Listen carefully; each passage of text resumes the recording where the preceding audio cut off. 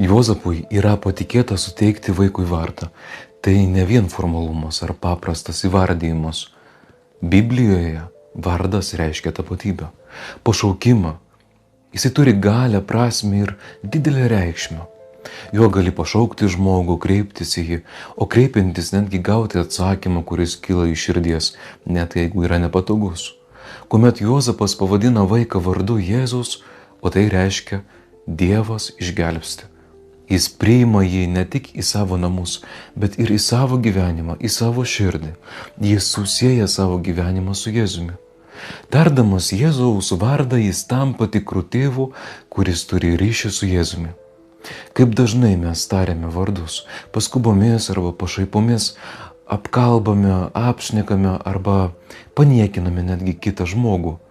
O dar pagalvok konkrečiai tu, kaip dažnai savo gyvenime tari Jėzaus vardą, šauki jį, Jėzau, lyg ta magiška formuluotė, be ryšio, be santykių, lyg tais senai pamiršęs, į ką kreipiesi. Kviečiu tave šiandien sustot ir ramiai tart Jėzaus vardą. Įsivaizduok, kad jis tave girdi, klausosi ir atsako. Įsivaizduok, kad tave jisai iš visos meilės apkabina. Jau dabar ir kasdien stenkis kurti ryšį su Jėzumi, kuris gimsta tavo gyvenime, tavo širdyje. Palaimintos tau dienos ir gero apmąstymo.